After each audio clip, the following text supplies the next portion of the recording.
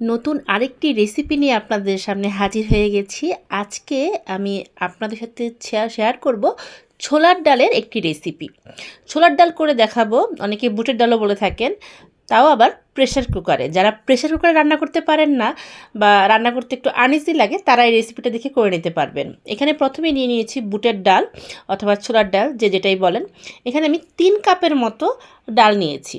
ডালটাকে প্রথমে এক রাত্রে আমি ভিজিয়ে রেখেছিলাম। আপনারা চাইলে এক রাত্র না চাইলেও আপনারা 5 থেকে 6 ঘন্টা এটাকে ভিজিয়ে রাখবেন। যখন দেখবেন ডালটা খুব ভালোভাবে ফুলে উঠেছে, দেখুন ডালটা কিন্তু ভালো মতো ভিজে গেছে, তখন আপনারা যদি ডাল রান্না করতে পারবেন, না হলে কিন্তু ডালটা ভালো মতো সিদ্ধ হবে না। এর জন্য আমি বলবো এক রাত্র এটাকে ভিজিয়ে রাখবেন। এখন এখানে আমি প্রেশার কুকারে ডাল দিয়ে দিয়েছি আর ডালের ডাবল পরিমাণে জল দিয়েছি, কারণ ডালটাকে ভালো মতো সিদ্ধ হবে। এখন আমি দিয়ে দিলাম পর্যাপ্ত পরিমাণে লবণ। লবণটা কিন্তু অবশ্যই পরিমাণ মতো দিতে হবে, লাগলে প্রয়োজনে আমরা পরে লবণ অ্যাড করব। এখন ডালটাকে খুব ভালো করে মিক্সড করে দিচ্ছি।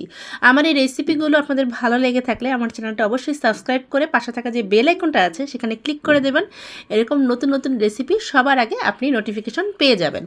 এখন প্রেশার কুকার ঢাকনাটা দিয়ে দিচ্ছি, আর ঢাকনার উপরে যে সুইটা থাকে হুইসেল দেওয়ার জন্য, সেটা এখানে বসিয়ে দিলাম। এবার কিন্তু আমি চুলা আঁচটাকে বাড়িয়ে দিয়েছি, আর বাড়িয়ে দিয়ে আমি 6টার মতো হুইসেল এখানে দিয়ে নিয়েছি। দেখুন আমার ডালে কিন্তু হুইসেল দেওয়া শুরু করেছে। আপনারা এটাকে কিন্তু খুব বেশি একটা হুইসেল দেবেন না, অর্থাৎ খুব বেশি যদি সিদ্ধ করে নেন তাহলে কিন্তু বুটের ডাল একদম গলে যাবে। আপনারা প্রয়োজনে 3টা বা 4টা হুইসেল দিয়ে ডালটাকে একটু চেক করে দেখবেন। যদি মনে হয় যে না আর একটু সিদ্ধ হবে, আর একটু নরম হওয়ার প্রয়োজন আছে, সেই ক্ষেত্রে আরও 2-1টা হুইসেল দিয়ে নেবেন। আমি 6টার মতো হুইসেল এখানে দিয়েছি।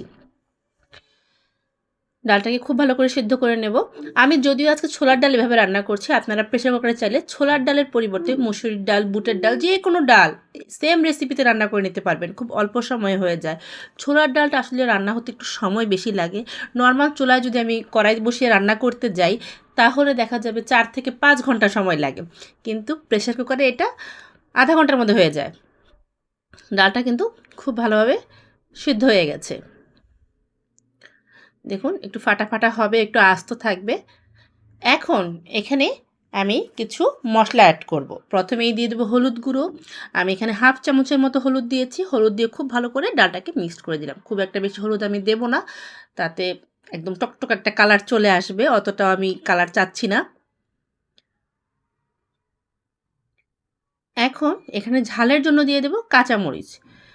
এটাকে আমি 8-10টা কাঁচামরিচ দিয়ে দিয়েছি। আমি কিন্তু চুলাটা এই সময় বন্ধ করে দিয়েছি, না ডালটা একদম শুকিয়ে যাবে। এখানে দিয়ে দিলাম ভাজা জিরে গুঁড়ো। আমি প্রায় 1 চামচের মতো ভাজা জিরে গুঁড়ো এখানে দিয়ে দিলাম। আপনারা চাইলে জিরে বাটাও দিতে পারেন। এখন ডালটাকে খুব ভালো করে মিক্সড করে নিচ্ছি। ডালটা আমার সিদ্ধ হয়ে গেছে। এখন সব মশলা আমি দিয়ে দিয়েছি, তাই চুলার আঁচটাকে আমি বন্ধ করে দিয়েছি, নাহলে কিন্তু ডালটা একদম শুকিয়ে যাবে, ডালটা আরও গলে যাবে।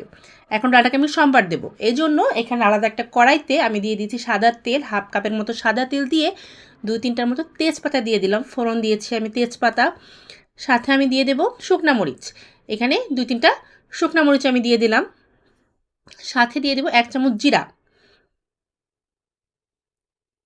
আপনারা চাইলে জিরার পরিবর্তে 5 ফোড়নও দিতে পারেন। আমি এখানে আদা ছেঁচে দিয়ে দিলাম 1/2 চামচ। চাইলে কিন্তু আদা বাটাও দেওয়া যাবে। এখন ডালটাকে আমি ঢেলে দিয়েছি। দেখুন কত সুন্দরভাবে আমার প্রেসার কুকারে এত অল্প সময় হয়ে গেল ছোলার ডাল অথবা বুটের ডালের রেসিপি, যে যেটাই বলেন। এটা আপনারা রুটি দিয়েও সার্ভ করতে পারবেন, ভাতের